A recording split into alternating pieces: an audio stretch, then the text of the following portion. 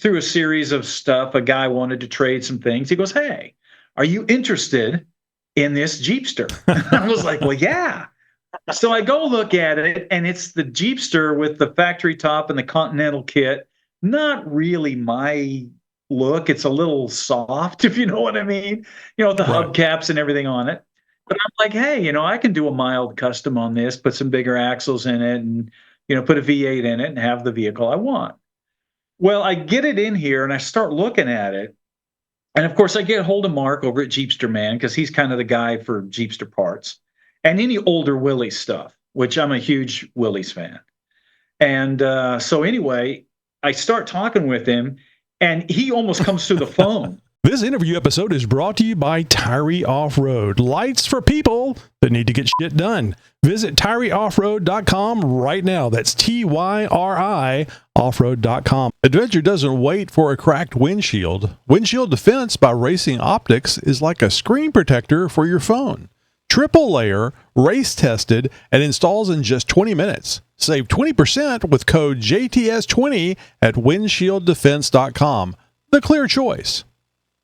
So Stacey David is the guy that every do-it-yourselfer wants in the garage, helping out in their automotive projects. With decades of experience working in restoration and hot rod shops for 20-plus years on 2 hit TV shows, Stacey has established a reputation for showing people how to build cool cars and trucks. His mechanical abilities and fabrication skills have made him one of the most trusted and respected custom car builders in the world today. Stacey's incredible work and positive influence has earned him many awards and accolades for from the automotive industry, as well as the nickname America's Gearhead, which I think is pretty cool. Through the building of wild, trend-setting custom vehicles like Copperhead, the V8 Interceptor, and Sergeant Rock, Stacey inspires legions of gearheads around the world to get out there and build something. Stacey, thank you very much for being with us today. We're really happy and lucky to have you here. Thank you, man. It's an honor to be here. Thanks. So now it's been a little while. Well, let me jump back real quick. Now, I have been told that I need to mention Mark Wilbert, the Jeepster Man. I was talking. How much money do you owe him? I was talking to him yesterday for the first time, and he goes, "Oh, you're going to interview Stacey David? You need to mention my name to him. Tell him I said hello." And because he says you guys have worked together, you don't have to confirm or deny that. But, yes. No, Mark's a great guy. He is the guy behind the Jeepster Man. And so I've got a 67 Jeepster that I'm doing here on the show, and Mark and I got together with that. So this is recent. So you're doing. He mentioned this. that, but this is a recent build that you're doing. So it's in the process. Oh, it's right outside the door. Okay, good. He didn't say how long ago it was. It's a 67 that I pulled out of a garage, out of a barn. It'd been sitting for 30 years. And it's a 67 convertible Jeepster, first year. And yeah, I knew they were rare. I always liked the Commandos, the Jeepster Commandos. My dad had them when I was a kid. Always wanted to get one and do a customized version of one. And so I always was kind of looking for one. And through a series of stuff, a guy wanted to trade some things. He goes, "Hey, are you interested in this Jeepster?" I was like, "Well, yeah." So I go look at it, and it's the Jeepster with the factory top and the Continental kit. Not really my look. It's a little soft, if you know what I mean. With the hubcaps and everything on it. But I'm like, hey, I can do a mild custom on this, put some bigger axles in it, and put a V8 in it, and have the vehicle I want. Well, I get it in here, and I start looking at it. And of course, I get hold of Mark over at Jeepster Man because he's kind of the guy for Jeepster parts and any older Willys stuff, which I'm a huge Willys fan. And so anyway, I start talking with him, and he almost comes through the phone. He's like slobbering and like, "Oh, do you realize what you've got there?" And I said, "Well, yeah, I realize I got a Jeepster, and it looks like it's pretty rare and in pretty good shape." So we got to looking at it, and I start looking at it from an originality standpoint.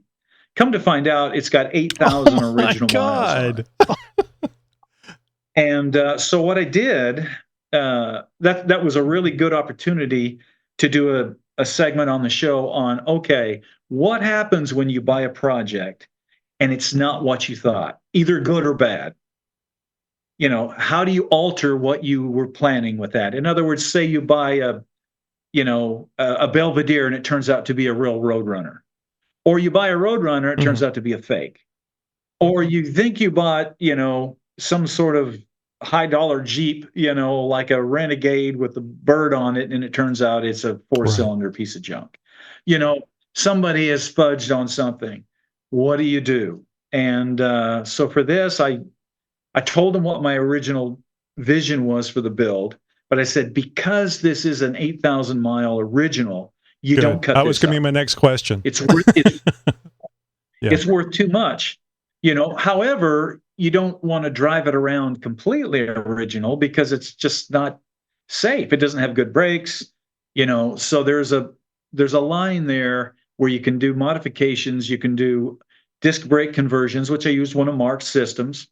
um, you can upgrade the fuel system, the electrical, the carburation, the wiring harnesses, and still not lose Mhm. the originality.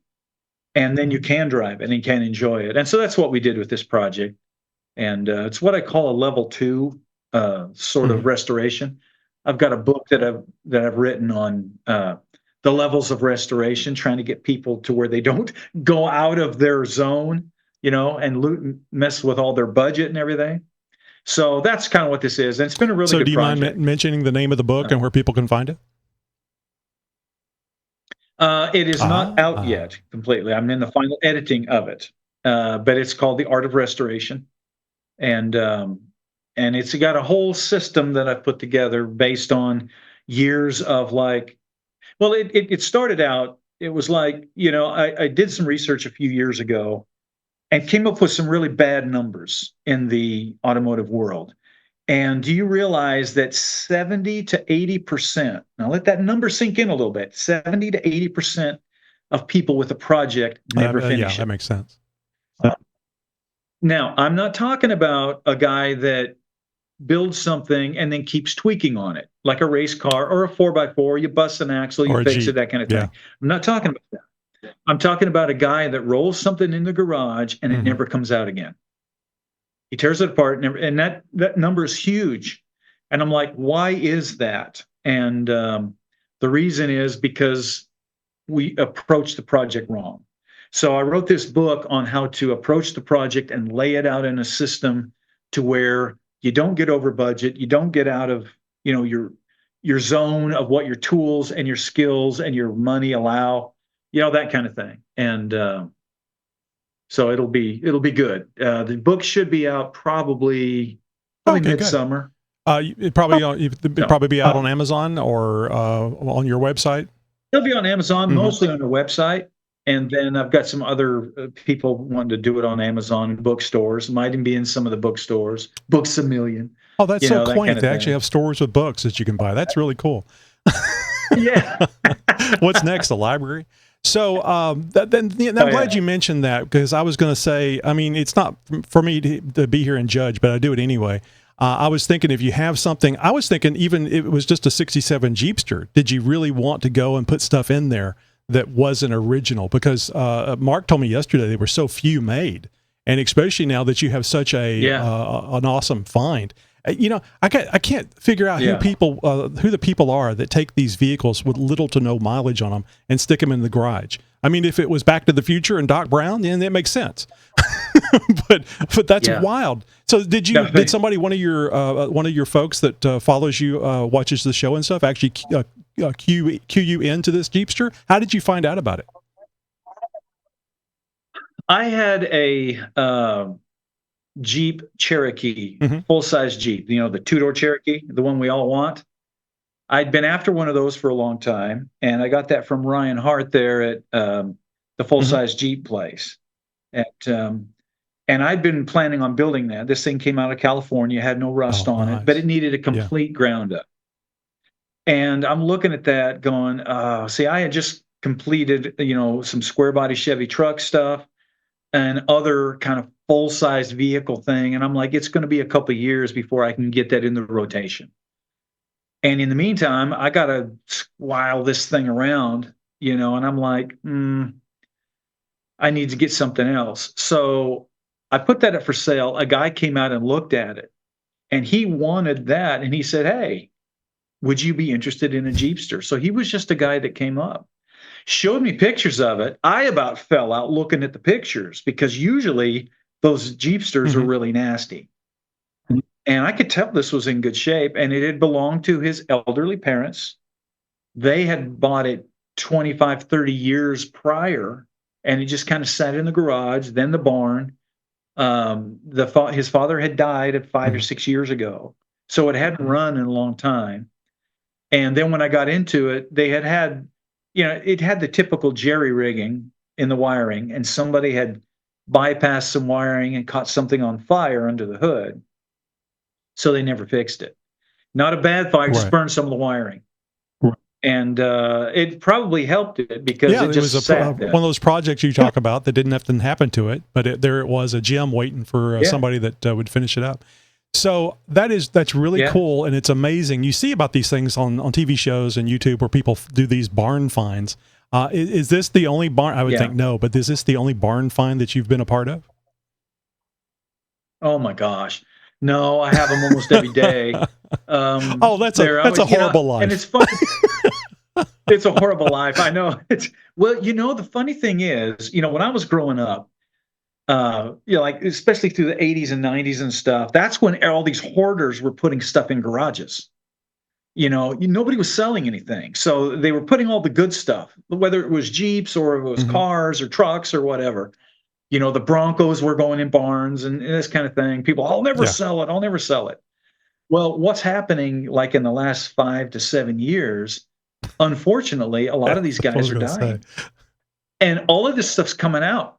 Collections are being sold off and things are being coming out. So there's actually more things on the market now than there have been Hmm. in a long time.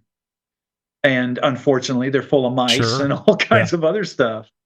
But I just picked up something here. We're getting ready to do a story on it. I picked up a Thiokol Swamp Sprite. Now, Thiokol makes the Oh, okay. snowcats, that if you ever saw The Right. Shining, at the end of The Shining, the snowcats and stuff. Well, they were famous for snowcats, but they also built some that were amphibious Nice. off-road Yeah. vehicles. So it floats. So it's got tracks and it floats. And there's only about 3 of these known to exist. And so I've got one sitting here that was about a 20-year journey from the guy I got it from, and then 5 from me getting it from him. So a lot of these things take a long time. These Hmm. barn finds. It takes a while to run So, these do things you down. obviously, and I would think, especially after the pandemic, you may have problems getting parts, especially for these older vehicles. How do you Yeah, handle finding parts for a snowcat? I mean, talk about obscure. yeah. Well, fortunately, the engine is just a straight Hmm. 6 Ford. The drive system is fairly simple, but yeah, you have to make your own stuff. It's good. It's And good that you know how to do that that. no, that's really important. And it's I try to tell people that because the magic of watching stuff on TV is that looks Hmm. really easy. And it is if you've got the tools and the skills to do it. But if you don't, then that can turn into a real mess. And so I try to tell people, once again, it goes back to the levels of restoration. Once you start to get into hand fabrication and things like that, um, it steps into a different level. And you might be able to do it, but if you don't have the time or the space to do it, you really don't need to take it on yet. And and that's hard sometimes. I talk to people all the time, and a lot of times it turns into a counseling session because they're like, "Oh, this is my dream car, man. This is what I want." It's like that's not a dream, that's a nightmare. And there's a big difference. You don't want to get something that's going to cause you to get Right. a divorce, Well, you know. And and the I've wife will seen never say, "You're not going to do anything with that thing. You never work on it. You're in here watching TV. Why don't let's just oh get rid of yeah, it. Let's just sell it." yeah. And if No, Yeah, they and don't if you're like understand me, it. you just go, "Okay, well, I'm not going to work on it. I'm not going to sell it." Yeah, I'm going to defy you. Leave me alone, woman. So let me ask you, going back to the Jeepster, are you a patina guy or are you a paint guy? Or does it depend? It depends. I mean, I'm a paint I love guy. paint. I've always been about paint. I mean, for the longest time, I did all my own paint work and stuff until I just didn't have time to do it anymore. I've got a big, downdraft paint booth in here, So to me, ultimately, a vehicle, to finish it off right, it has to have paint on it. That being said, I just finished the show on the Jeepster, and I was positioning it. Okay, this has a 20, 25, 30-year-old paint job on it. Not the best paint job. A little bit of rust starting to come through, little pockets and stuff. However, you can buff it out and it looks really nice. It's got some patina to it, which is cool. It took a little bit of elbow grease and some pads and some compound to bring it back. Thing looks fantastic. Is it perfect? No.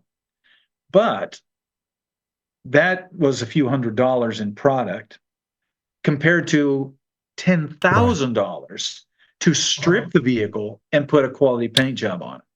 Which one are you and I gonna think do? sometimes whenever you have a $15,000 paint job on an older vehicle like that, it looks like a 50, 60-year-old man wearing a toupee. It just doesn't match. Yeah.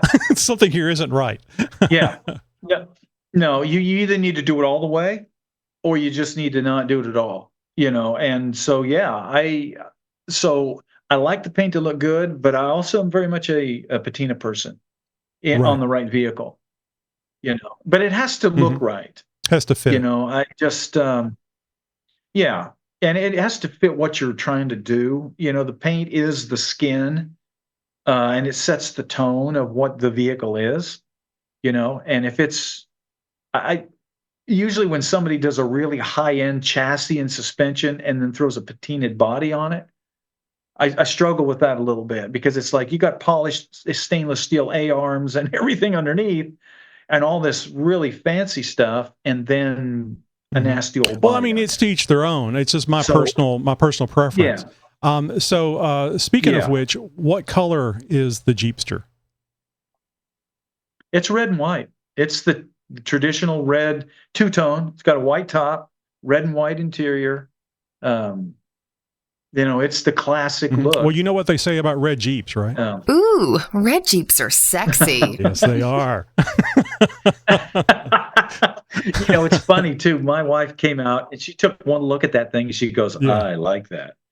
And so did both of my daughters, because they're not really so much Jeep people. Because I usually, build them big and right. Well, that's the way a Jeep should be. With mud all down them and everything, but they took one look at that and they're like, well, the Jeepster's kind of I don't know if the right term would be a sedan, but it's almost like the old 40s style vehicles where, you loaded up the family in there. It was a multi-door. It was like an SUV almost, but it's definitely a Jeep because you can tell it on the grill and the design of it, but it's a different kind of Jeep. Yeah. Yeah. They were trying to compete with the Mustang and the Camaro when those came out. And of course they lost dismally. But that's the market they were trying to get. And it was funny because Mark gave me a bunch of original ads for these things, and in all of the ads it's women. Yeah, I can see that. So it was appealing to a female crowd because the Jeep was always a very masculine vehicle. Back in the day, back then anyway. Ranchers used them, that kind of thing. They came out of the military, so they were trying to get that female crowd. And it's pictures of, girls in bikinis on the beach with a Jeepster. I hate that. This is so disgusting. That kind of thing. Yeah, I was like, they probably sold them that way, Well, I mean, the Mustangs were a female audience as well, weren't they? Yeah, absolutely. And I still kind of feel they are. I mean, they've done the design change a little bit. So that reminds me, you mentioned Mustang. My mom purchased a brand new red 1965 Mustang with a 6-cylinder. God dang it! And then whenever I was 15 years old, she sold it to a neighbor for $500. If she had just waited a little bit longer, that would have been my car. $500 Oh, man. was that? $500. That was a lot of money. When That was would have been 1975. Late 80s, no, early 75. Yeah, because it was yeah. Yeah, they it was weren't worth 65 anything. and then 75. Yeah, my dad sold his 62 Nova for $50. My mom was mad as hell. Yeah. But Yeah. anyway. Man, I think of the deals. Yeah, that was like, well, my first, I had to have a 65 Mustang Mhm. fastback. I mean, I loved those cars. There was something about those cars. I just loved them.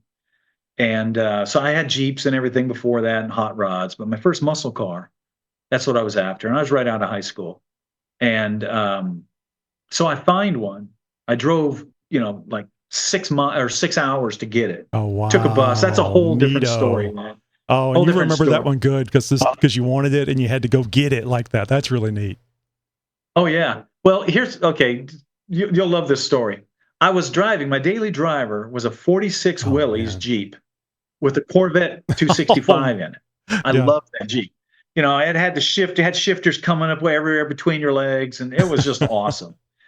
But I knew I was getting ready to move back here to Nashville, so I couldn't drive the Mhm. Jeep all the way here. I was originally from Idaho. So I was like, I'm about ready for a muscle car, as much as I loved the Jeep. So I was driving a delivery truck for the state, so we would do deliveries to the northern part of the state of Idaho. So I'm in the delivery truck, and this is like a 2-ton box truck, and I've got my little brother there with me, and we're driving up through northern Idaho, 2-lane highway, and we drive through this little unincorporated place called Fenn, Fenn. It's like a store and a gas station, and that's it. But it says entering Fenn, and then like 100 yards later, Yeah. you're leaving Fenn. But sitting right there by the store is a 65 Coupe Mustang and this 65 Fastback green. I locked up the truck, man. I've been looking, trying to find, even back then, and this was early 80s. The Fastbacks were still hard to find. So I locked the truck up, skid to a stop, back up there, and he wanted $3,500 for it. Yeah, That's a that lot sounds of like a lot. money, for a car like that. So I look at it, it's 289, Nice. 4-speed. I mean, so it got all the Yes. magic numbers. So I talked to the guy, and he says, well, he said, I'll take $3,200 for it. And I said, will you hold it for me? Can I give you a deposit? He goes, nope. He said, here's my phone number. He said, just come on up here and get it. I'm like, well, I'm 6 hours away is where I live. I live in Boise. So I get home. Yeah. And also the rest of the drive, I'm just scheming on Right. how to get this car. So immediately when I get home, I take my Jeep and I put it on the local car lot that a friend of mine had. And fortunately, it sells really quick for about $3,000. So I have the money. Now a week has transpired, and I'm calling the guy. And he goes, yeah, I still got the car. Yeah, you got a couple guys interested in it. Yeah, I mean, I'm dying because I've sold my Jeep with a plan of getting this car. So I finally get the money. I sold the Jeep. It's been a little over a week. I get on a Trailways bus because I got to drive the car back. Now, keep in mind, I haven't heard the car run. Yeah. I haven't driven it. I haven't done anything. 6-hour drive down a 2-lane road. It's going to be all night, because I get there on the bus at like 8:00 at night. And so I literally step off the bus, give the guy the money, fire up the car, and I'm on my way back home.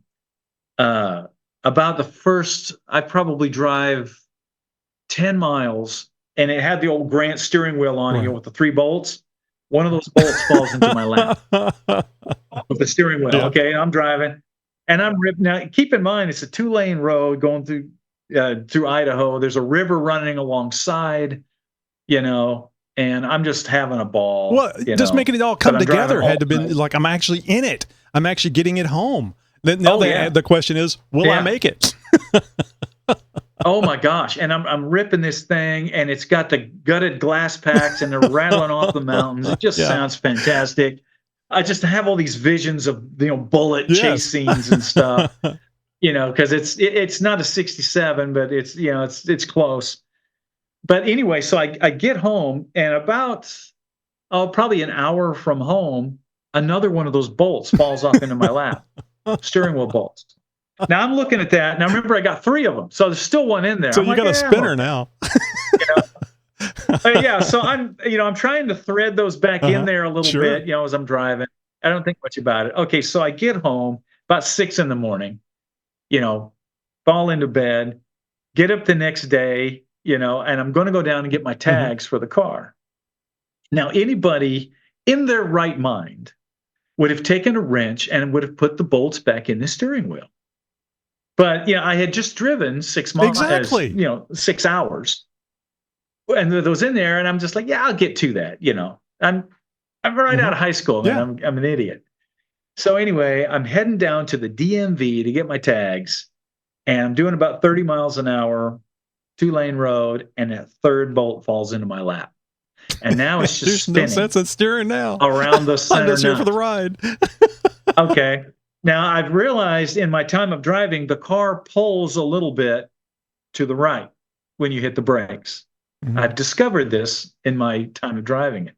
So now I have a dilemma. As I hit the brakes, the car starts to head off the side of the road where there's gravel. I know that if I get into the gravel, I'm screwed because I won't have any braking at all. So my only option is to get on the brakes hard while I'm still on the pavement, which of course pulls me to the right really fast. So I go off the road and boom, right into a fence post with my brand new car. Fortunately, I just tapped it and it hit right on the corner where the headlight is. And all it did was scratch the paint. Not a dent, nothing. Like I said, but I'm just sitting here like, really?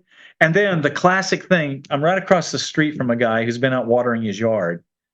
And he comes walking up to me and he goes, "Hey man, did you wreck your car?" Well, let me think about this. I don't know. What do you think? I don't want to give you too quick an answer. So anyways, I thread the bolts back in enough, which I should have done in the first place, headed down and got my tags, and I enjoyed that car for a long time. Wish I still had it. Ended up trading that on a Corvette. What a mistake that was. Well, but it's a Corvette. So real quick, I don't want to get away from Stacey David stories here, but real quick, from what you were telling me, my first vehicle was going to be my first vehicle, but my parents said no. Was a '67 fastback Mustang, $750. And it had a 289 in it. It was a V8, which I really wanted at 16. You got to have a V8. And my dad said no. And they wound up getting me a 73 Pontiac Ventura, straight 6, 3-speed. Thank God it was on the floor. And that was a good car until I got the 327 in it and was testing it out at 130 miles an hour. And this asshole pulls into my lane. I mean, it was only 55 miles an hour, but still. Totally, and I totaled that. Yeah. Oh my gosh. And this is one of the reasons why I got out of cars, because I love going fast. Yeah. And I was never going to die, but somebody else was going to. You know how that works, right? Because you're immortal. Oh yeah. It's always somebody else. So that's how I got into trucks and then Jeeps. And I actually, you mentioned a square body. I had an '83. My first new vehicle was an '83 Chevy short wheelbase fleet side. $10,000 brand new. Yeah. Yeah, I wish I still had it. Man, you think about that. Yeah, there's a lot of vehicles that I had I wish I still had. And there's a lot that I didn't buy that I wish I would have. That you thought, oh, that's too expensive. Yeah, it's fun. It is. Vehicles are just so much fun. I mean, I'm definitely into Jeeps now, but I've had some of the older, like I had a Nova after I totaled that 73. Neighbor had a Nova, 72 Nova, and I got that, and I moved the 327 over into it. And that was a lot of fun till I broke the main, and I figured out why Chevy had 4-bolt main blocks. Because I definitely broke that one. But it was fun, but especially at that age. I think I was probably 17, 18 at that point. But they're a lot of fun. Yeah. All right, so we could sit here and reminisce for a long time, and I think we'll get back to that. But let me ask you real quick about your TV stuff and what you're doing now. Now, like I told you, I think before we started recording that one of the Jeep Talk Show team members went, "Oh yeah, he was on trucks," and I was like, "Yeah, that's right." That was how long ago was that? That's been a long time ago, wasn't it? That was back in the day. I started doing trucks in '98. So this is my 25th year, 26th, something like that, of doing shows, and I did trucks for 7 Wow. years. And so I think '06 was probably my last year, '07, something like that. But it was it was a great show. I had a good Hmm. run doing that, and it got to the point to where it was just I I was just an employee of a company. And so initially, I was very fortunate when I first started out doing trucks. They kind of let me do what Hmm. I wanted to do, and they kind of just let me go. And at the time, nobody was doing any fabrication, nobody was doing any building. Any of the shows that existed were pretty much bolt-on shows or just Right. maintenance type shows, like Shade Tree Mechanic and stuff. It was about oil changes and this and Hmm. that, which is fine. It needs to be those shows. But my thing was always from a hot rod or customizer standpoint. So it was lift kits or chopping tops or doing, replacing rust. Nobody had ever done anything like that. And so it was, there was a lot of battles, that we had to fight to try to get that on the air like that because no one had ever seen it. And then when the ratings Oh, I just think so. exploded, and then, everybody was like, oh my gosh. And then, of course, based off of that, you had shows like Monster Garage and all that stuff that came out later where they put the reality Right. twist on it, which was just a shame because, yeah, that's a I'm whole not a nother fan of reality conversation. shows generally because they're Well, they're not not they're real. scripted. They're not. Yeah, Yeah, that's not reality. Because yeah, if we liked reality shows yeah, so much, we'd just live our life. We wouldn't watch it on television. yeah, yeah, exactly. And what it does is it makes people look, and knowing what I know because I was in the music Hmm. business for a long time. And everything that I learned in the music business absolutely fits into the television business. So people out there, the record labels, the uh, TV places, and how the producers and everything like that, they're really there I to was going to say the exploit people that don't people. actually do the work. No, yeah, and they don't care Right. about the work, and they don't care about what you're passionate about, and that's the same with cooking shows. It's the same thing. The network guys don't care. All they care about Hmm. is ratings, and they know, tits and Hmm. ass sells, and so does stupidity and shenanigans and Right. things like that. So it goes into that as opposed to quality content. And the real enthusiasts, my wife is a really good cook, so she watches the cooking shows to try to learn Right. cooking things. She doesn't really care about, you know, somebody's, you know, their dog or something like that. She just wants to learn Hmm. the cooking stuff.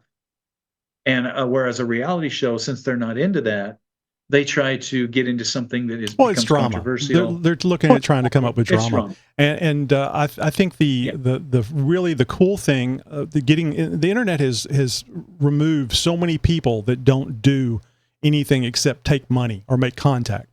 And this is the yeah, really good thing yeah, about podcasting or on YouTube or whatever, because you can do it your way, and yeah, it's literally amazing, especially growing up in the 70s that I did. Just the idea of being able to have a worldwide audience and not have to kowtow to somebody putting you on the air or a radio station. It's just amazing.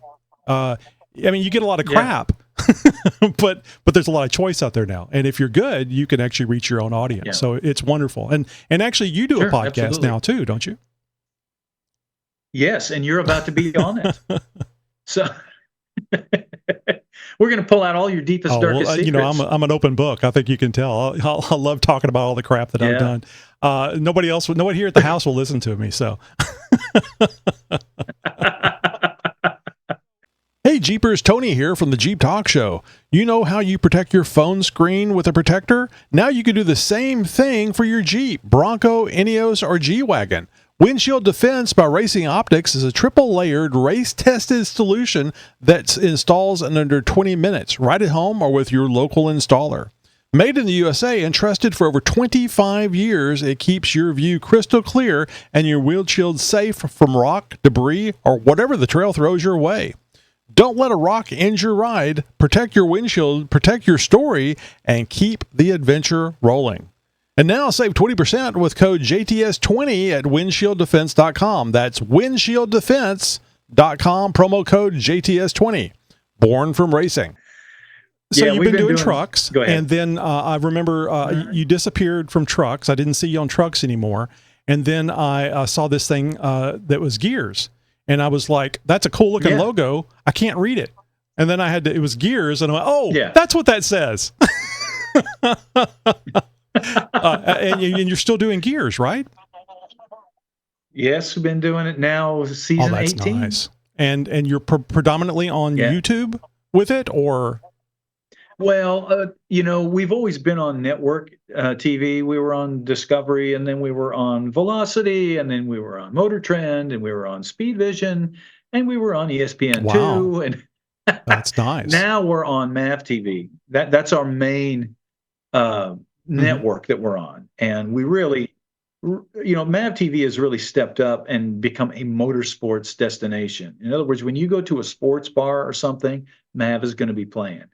And that's what ESPN2 used to be. And then Speed Vision or Speed used to be. And so they've really stepped up, and they show a lot of cool motorsports that you don't see. Yeah, I was just going to say that. Yeah, it's the not just stuff that NASCAR. it may be interesting to a smaller audience. And I love stuff like that because stuff I don't Yeah. know what's going on. I Yeah. love seeing, and I think that's one of the reasons why the builder, actually the fabrication thing took off, because people weren't seeing that. Yeah. And just the idea of being able to build Yeah. that yourself, I think is fascinating. How important? Yeah. I think I know the answer to this. How important is knowing how to weld in fabrication? Well, in fabrication, it's everything. I mean, you really can't fabricate. I don't think so without being a welder. And now you can be a builder without being a welder, but not a fabricator. And let me explain the difference there. It's almost like being reborn into another level when you become a welder. Let me give you an example. When I was a kid, I used to work at shops. And I had the opportunity to work with a guy that was just a brilliant fabricator. Now, I was probably 13, 14 years old. And I wanted to put a Kawasaki motorcycle engine on my go-kart. And so he said, and this guy went to high school with my dad. So he's my dad's age. And my dad wasn't really much of a car guy, but Jim was. And Jim had a shop, and he was working on Jaguars and all kinds of crazy stuff. He did anything he could do. So we go over there to his shop, and I spent a couple weeks with Jim, and it was life-changing for me, in that I had a pretty good grasp on how to replace parts or to fix mechanical things. You pull off a bearing and you replace it. You pull out, that's give and replace, but you're still within the boundary of what you started with. When I walked into Jim's shop, he had a Jag XKE sitting there. Now keep in mind, this was like late 70s. And he had a Mazda RX-7 engine in it, which he was doing for a client. And he had welded up all of the headlights and put pop-up headlights in the front of it out of a Corvette. Looked like crap. But this is what the client wanted. And I said, because to me, the Jag XKE is one of the best looking cars ever built. You just don't screw with that thing. And so I was like, in my kidness, I'm like, Jim, this is ugly. I said, what's this all about? He goes, it is ugly. He said, this is what the client wanted. And he said, I'm just going to take all that out. I'm going to weld it back up, and I'm going to return it back to how it was. And blew my mind. I'm like, wait a minute. I mean, to me, the car's ruined. He said, oh, no, we'll just cut that out, weld it back up. He said, you'll never know that was there. And I was like, teach me that. I can't wrap my head around that you can fabricate something and create something. And so after that, I realized that's what I wanted to do. Started learning that, learned how to weld. And once I got a welder, it opened up the world to me as far as building a car. Now you can make brackets. Now you can, you can do metal work. You can do sheet metal work. You can do frame work. It's like, something, I want something right there. I'm Yeah. just going to build it. Yeah. You bend up some metal and you do it. Now, not everybody is into that, but if you're going to custom build vehicles, it's huge. And so I always encourage people, to do that. But there is a difference between somebody that wants to weld or has watched a lot of YouTube videos and somebody YouTube that certified can weld. welder. Yeah. So, But I mean, Yeah, you can oh, yeah. teach yourself. I mean, I would assume that you taught you can. yourself just by doing it, trial and error. Yeah. Most of it is. Most of it is. It's just like painting. You got to learn it by doing it. Sure, it's like it's just like playing guitar. You learn the fundamentals, but you have to take it and make it your own because everybody's going to have a little. Well, you want that style to come out too. And you want your own style. You don't want to copy somebody else. Absolutely. And it's the same thing with, if you're talking about welding, some people like to use, C's Right. for their beads. Some people like to use W's, just depends on what you want to do. Some people prefer TIG over a MIG. So, there's all kinds of things that, but you just have to do it. Same with painting a car.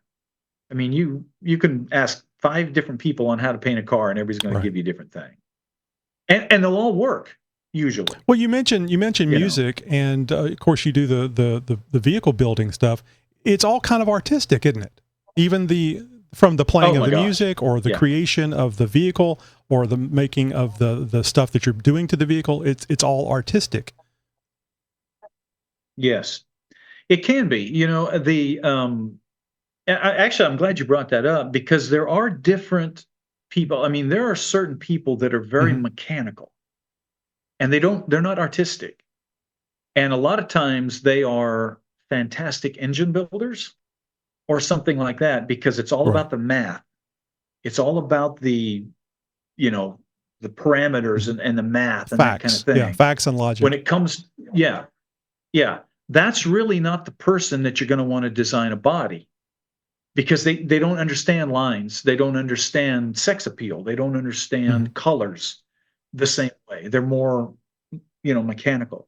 Then there's people that are very artistic, and it's all about, I want to put this here and I see this. And it's like, yeah, but that doesn't work mechanically. In other words, that car may look good, but it will not do 200 miles an hour. And if that's the goal, you have to get somewhere in the middle. That's why a lot of your supercars weren't the most sexy things until they brought in a designer that worked with the engineer and said, okay, we have to add some sex appeal, but it can't look like a brick because nobody's going to buy it.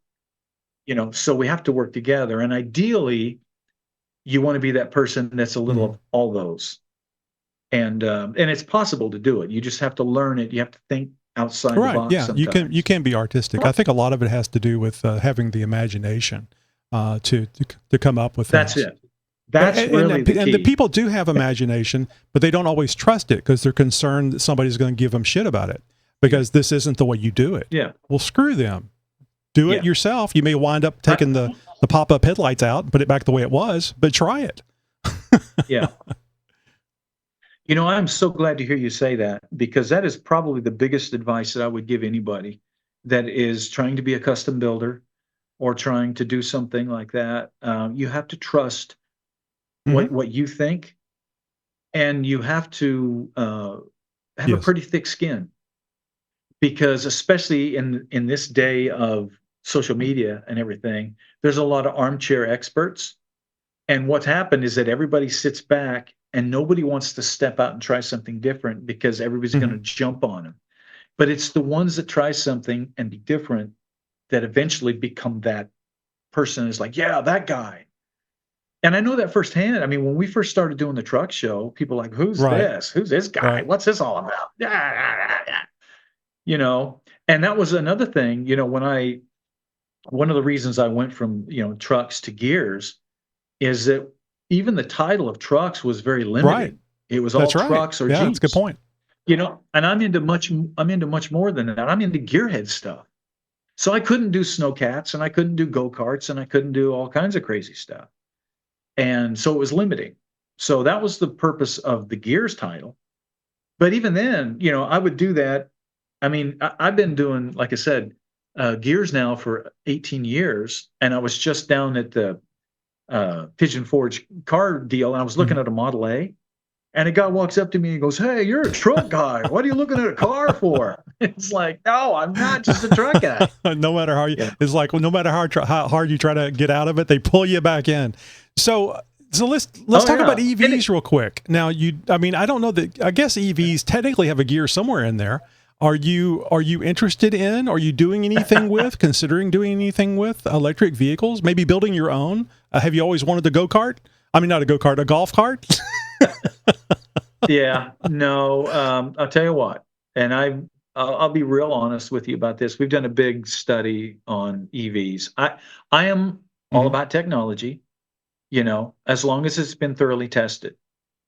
So when fuel injection first was coming out, I was embracing it within reason. Any new technology, whether it be paint or something like that, that's what gearheads do. I mean, we're interested in the new stuff.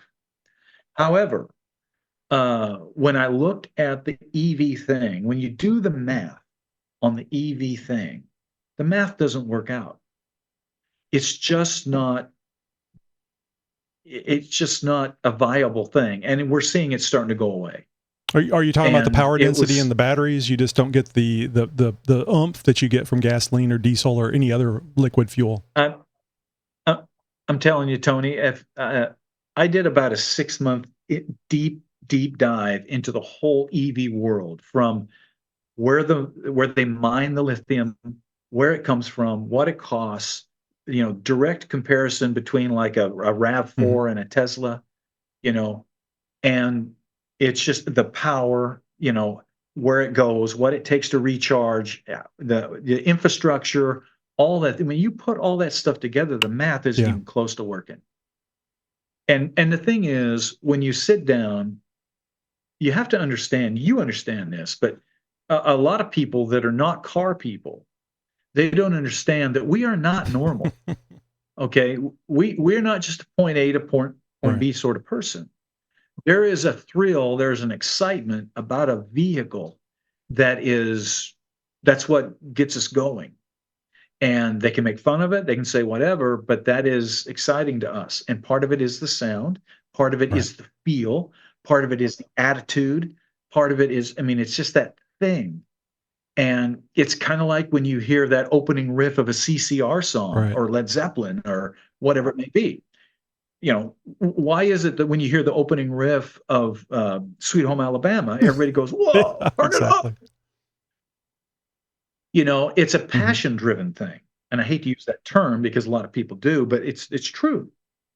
And you can't take that away. And, it's not just, getting to one place. And EVs don't have that.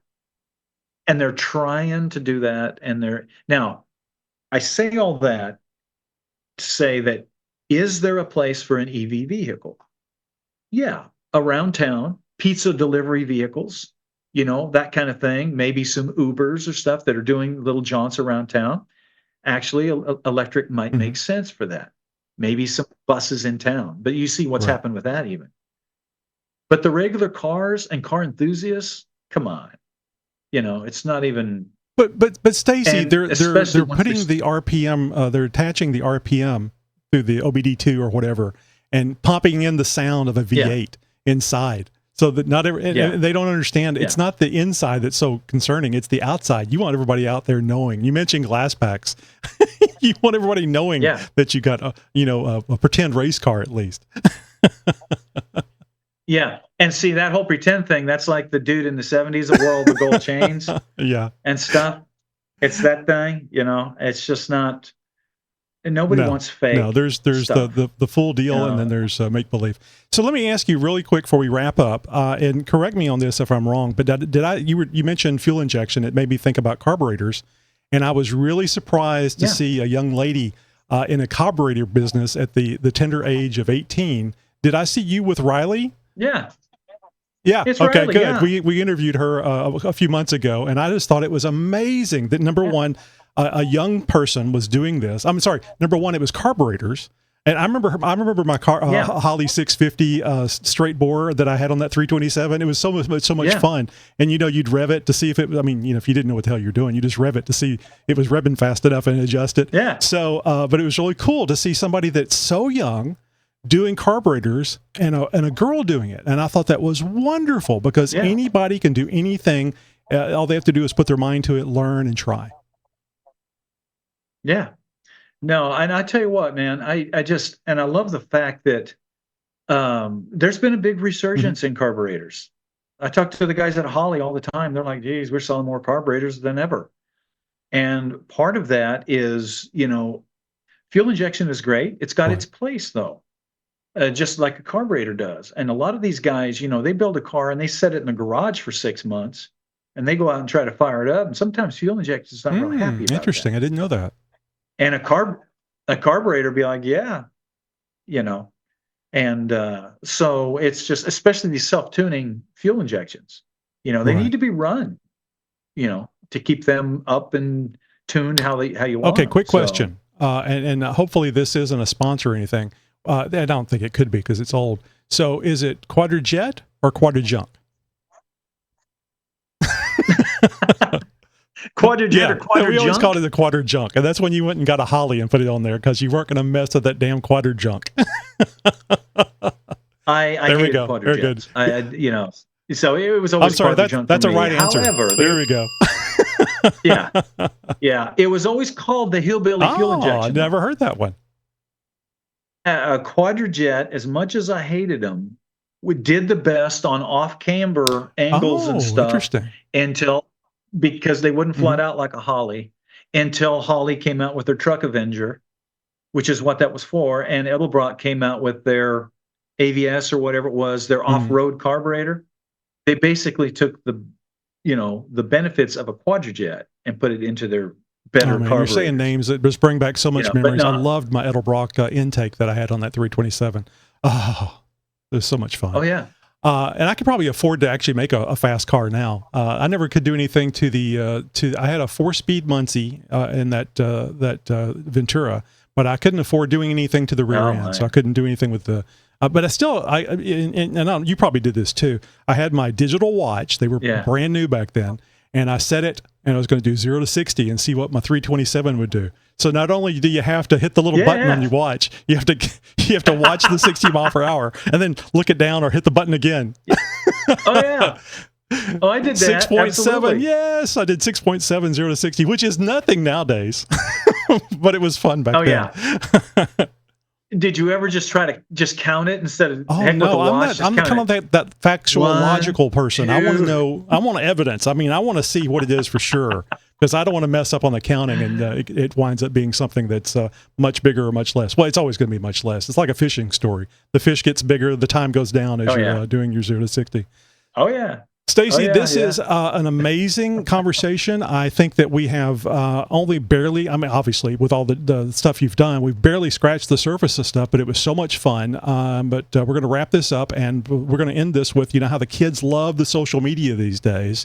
Where can people find more about you? We mentioned that Gears is on still on the internet and on, what was the name of the station? I mean, the network? MAV that's TV. MAV TV, MAV. And so they can catch you there. And you're coming out with a book probably this summer on. Yep. We got several books. I've got a couple of children's books and stuff that I've written over the years. We got another couple of those coming out. I have the restoration book coming out. Have a bunch of die casts and stuff. Neat. You can find us. It's just Gears TV or StaceyDavid.com, GearsTV.com. We're easy to find, and it's just GEARZ. I'm glad you spelled that. So that I forgot about that. Yes, and YouTube. All of our shows are on YouTube now, and we're always posting stuff on YouTube. And your podcast, it is a audio only podcast, not audio video. Yeah, we release videos once in a while with it, but most of the time I would think so. I mean, I don't see why anybody is interested in talking heads for an hour, but the kids No, love I it. agree. Most people put it on as they're driving, Exactly. or if they're Yeah, working in I their say shop. we say on the show, great for mowing the grass, working out at the gym, or doing something when you're supposed to be busy at work. Yeah, absolutely. Stacey, thank you so much for being with us. It was a lot of fun, and I've been watching for a long time. It's great to get to meet you at least virtually, and have a great day. Awesome, man. Well, thank you.